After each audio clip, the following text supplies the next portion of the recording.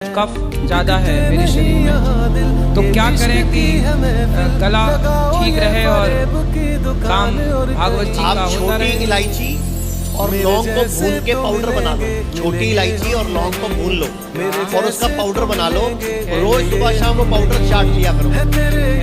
अगले जब तक ये लता मंगेशकर करती थी, आशा भोसले करती थी, सब बड़े बड़े गायक करते हैं, इस जन्म में कभी आपका गला खराब नहीं होगा।